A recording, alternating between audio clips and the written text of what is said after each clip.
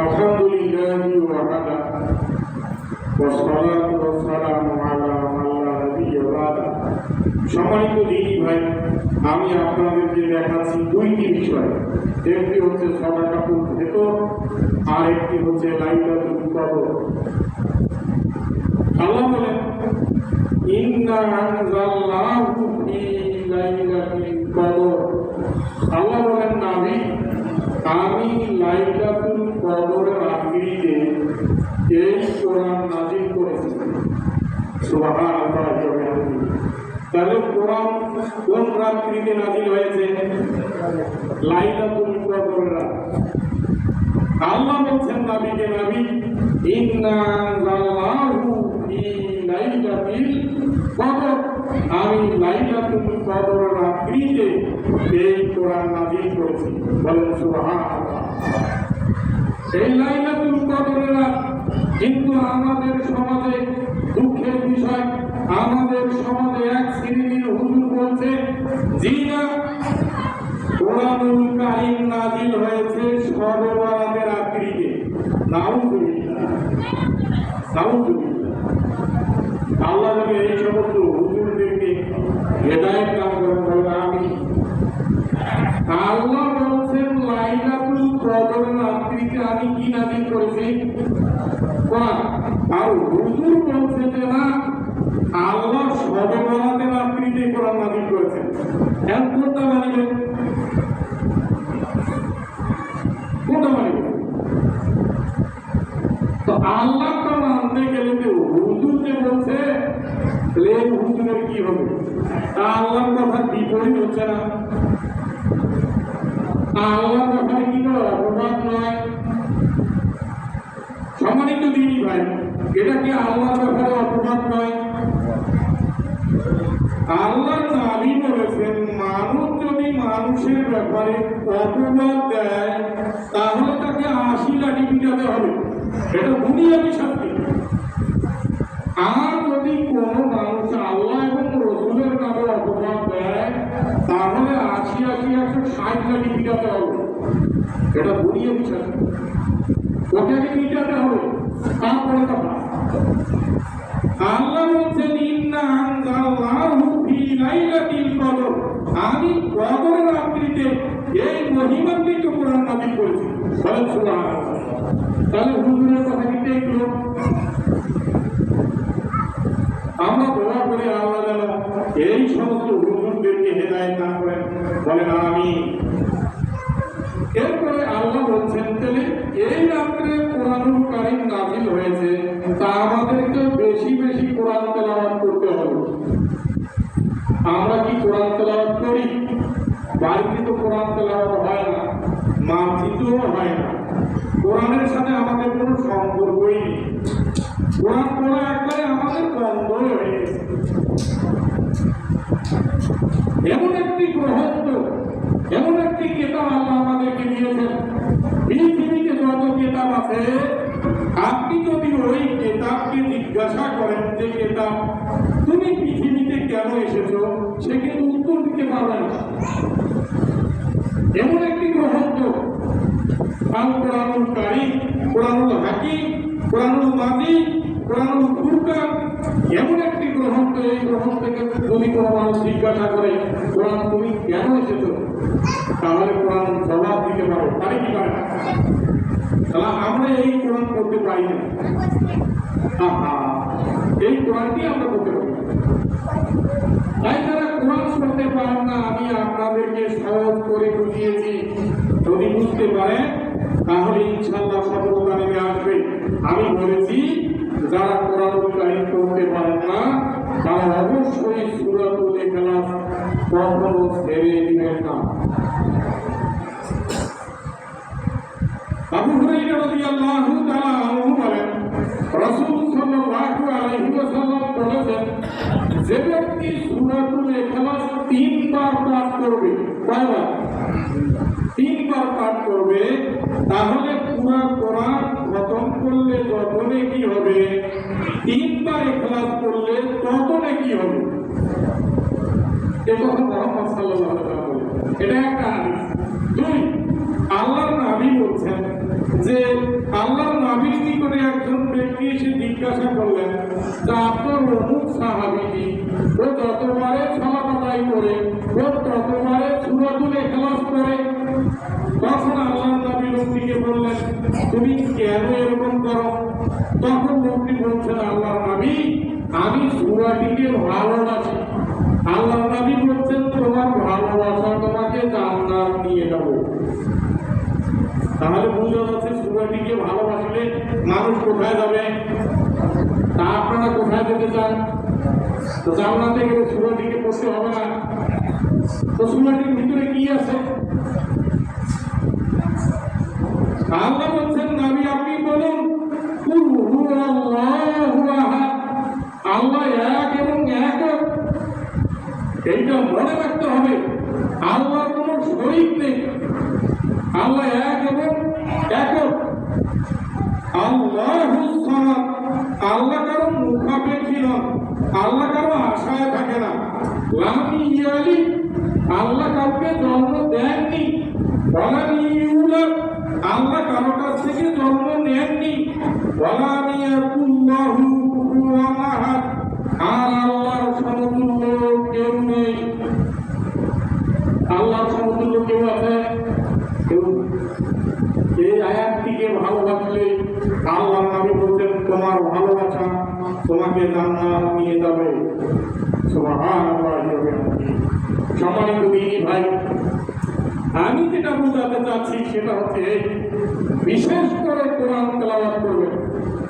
যারা কোরআন পড়তে পারেন না, অন্ততপক্ষে সূরাতুল ইখলাস কখনো ছেড়ে দিবেন না, যে যাই করুন।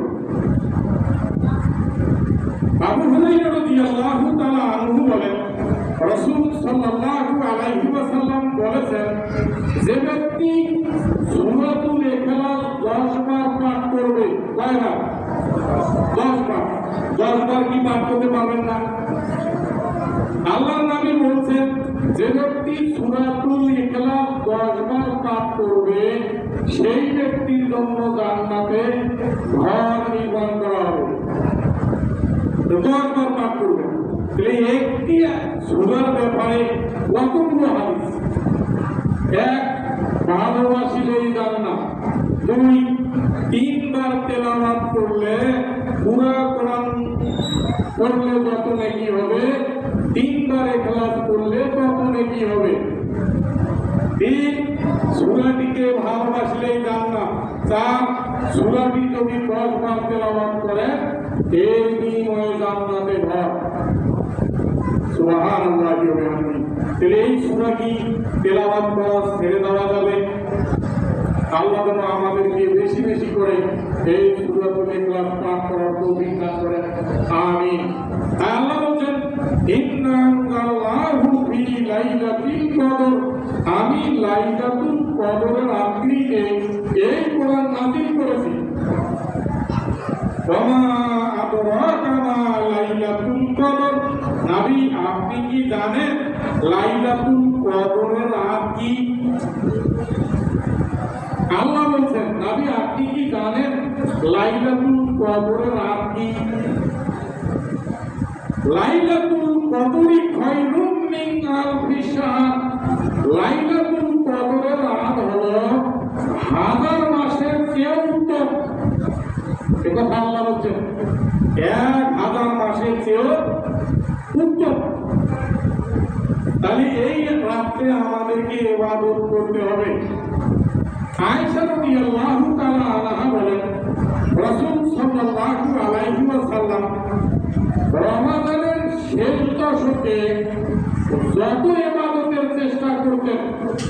আয়েশা রাদিয়াল্লাহু তাআলা আনহা বলেন, রাসূল সাল্লাল্লাহু আলাইহি ওয়াসাল্লাম রমাদানের শেষ দশকে যত ইবাদতের চেষ্টা করতেন, অন্য মাসে এত ইবাদতের চেষ্টা করতেন না। আল্লাহর নবী রমাদানের শেষ দশকে যত ইবাদতের চেষ্টা করতেন, অন্য সময় এত ইবাদতের চেষ্টা করতেন না। এই কথা আয়েশা রাদিয়াল্লাহু তাআলা আনহা বলেন। সম্মানিত দিনী ভাই, সেই রাতগুলো কি কি, সেই দিনগুলো কি কি দেখি দেখাই, চলে।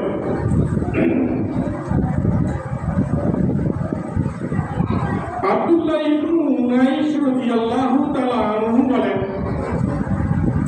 রাসূল সাল্লাল্লাহু আলাইহি ওয়াসাল্লাম বলেছেন তাহারওয়াহা লাইলাতান সালাসিন ওয়া ইশরিন।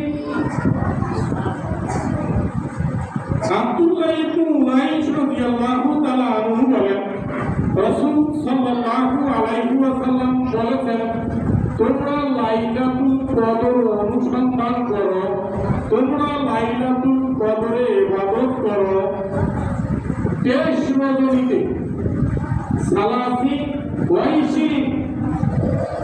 আল্লাহ নবী বলছেন তোমরা লাইলাতুল কদরে ইবাদত করো 23 রজনীতে।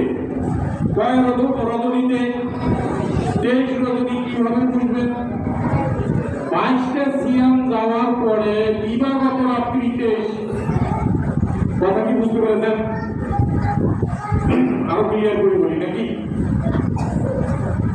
আজকে কয়টা সিয়াম? 20। কালকে গেলে কয়টা হবে? 21। তারপরে গেলে কয়টা হবে? 22 যাওয়ার পরে দিবাগত রাত্রি, মানে দিন যাওয়ার পরে যে রাত্রি আসবে তার নাম হচ্ছে 23 রাত্রি। কথা কি বুঝতে পেরেছেন? তো আল্লাহ নবী বলছেন যে তোমরা লাইলাতুল কদর অনুসন্ধান করো, ইবাদত করো 23 রজনীতে। এটি একটি হাদিস। হাদিস কি সহিহ? নাসিরউদ্দিন আল-আলবানী রাহিমাহুল্লাহ বলেন হাদিস কি সহিহ। তাহলে একটি সহিহ হাদিস আমরা পেলাম 23 রজনীতে।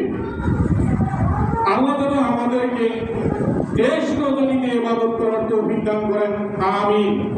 আর সেই রাত্রিতে বেশি বেশি করে দোয়া করবেন, আল্লাহুম্মা ইন্নাকা আফুন তুহিব্বুল আফওয়া ফা'ফু আন্নি। আল্লাহ তুমি ক্ষমাশীল, ক্ষমা করাকে ভালোবাসো, আল্লাহ তুমি আমাকে ক্ষমা করে দাও, আমিন। এই দোয়াটা করতে পারবেন না? মুহাম্মদ সাল্লাল্লাহু আলাইহি ওয়াসাল্লাম বেশি বেশি করে এই দোয়ার সাজদায় করেছেন। সাজদাও করতে পারেন, যেভাবে করলে আপনার সুবিধা হবে। সবচেয়ে উত্তম হচ্ছে সাজদায় করা। আল্লাহুম্মা ইন্নাকা আফুন তুহিব্বুল আফওয়া ফা'ফু আন্নি। আল্লাহ তুমি ক্ষমাশীল, ক্ষমা করাকে ভালোবাসো, আল্লাহ তুমি আমাকে ক্ষমা করে দাও, আমিন। আরেকটি হাদিস প্রমাণ করে মুআবিয়া রাদিয়াল্লাহু তাআলা আনহু বলেন রাসূল সাল্লাল্লাহু আলাইহি ওয়াসাল্লাম বলেছেন ইলতামিসু লাইলাতাল কদরি লাইলাতা সাবিন ওয়া ইশরিন। মুআবিয়া রাদিয়াল্লাহু তাআলা আনহু বলেন রাসূল সাল্লাল্লাহু আলাইহি ওয়াসাল্লাম বলেছেন তোমরা লাইলাতুল কদরে ইবাদত করো সাবিন ওয়া ইশরিন। সাবিন মানে কি? সাবিন মানে হচ্ছে 27। আল্লাহ নবী বলছেন তোমরা লাইলাতুল কদরে ইবাদত করো 27 রজনীতে। তাহলে এই হাদিস প্রমাণ করে হাদিস সহিহ। সম্মানিত দিনী ভাই, তাহলে প্রথম হাদিসটি থেকে প্রমাণিত হলো যে 23 রজনীতে লাইলাতুল কদর অনুসন্ধান করো, এরপরে 27 রজনীতে ইবাদত করতে বলছেন মুহাম্মদ সাল্লাল্লাহু আলাইহি ওয়াসাল্লাম। সম্মানিত দিনী ভাই, আরেকটি হাদিস প্রমাণ করে আবু হুরায়রা রাদিয়াল্লাহু তাআলা আনহু বলেন রাসূল সাল্লাল্লাহু আলাইহি ওয়াসাল্লাম বলেছেন তোমরা লাইলাতুল কদরে ইবাদত করো সাবিন ওয়া ইশরিন 27 রজনীতে এবং 29 রজনীতে। তার মানে এই হাদিসগুলো থেকে প্রতীয়মান হয় যে 23, 27, 29 রাত্রি এই সহিহ হাদিসগুলো থেকে প্রমাণিত হয় 3 রাত ইবাদতের কথা। কয় রাত? কিন্তু আমাদের সমাজে আমরা একটা জিনিস লক্ষ্য করেছি যে আমরা 21, 25, তারপরে 23, 27 29 এইভাবে করে আসতেছি।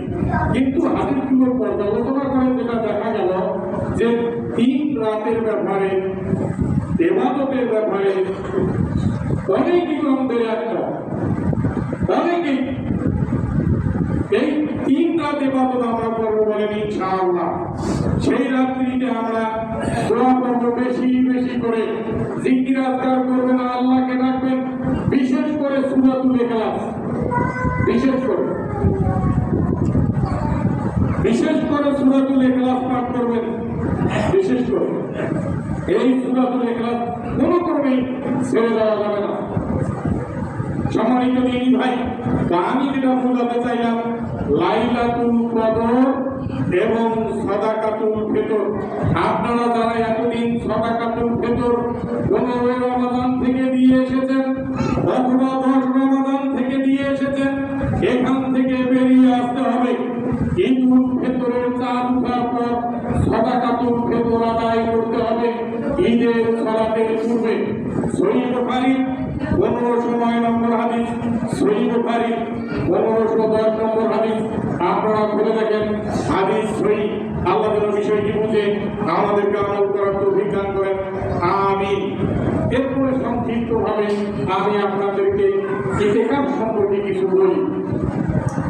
আমাদের সমাজে একটা জিনিস আমরা লক্ষ্য করে দেখি যে ইতিকাফ যদি এলাকার মধ্যে কোনো মানুষ না থাকে তাহলে পুরো এলাকার মানুষ গুনাহগার হবে।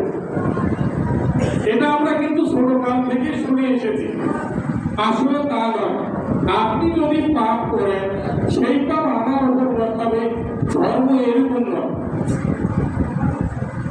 কথা কি বুঝতে পেরেছেন? একজন ইতিকাফ থাকলো, ইতিকাফ থাকা হচ্ছে সুন্নাত।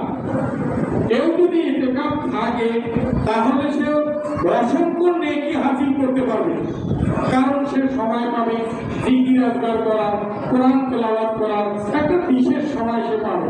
তবে মনে রাখবেন, এটা হচ্ছে সুন্নাত। সুন্নাত আদায় করলে নেকি হয়, আর সুন্নাত আদায় না করলে নেকি হয় না। কথা কি বুঝতে পেরেছেন?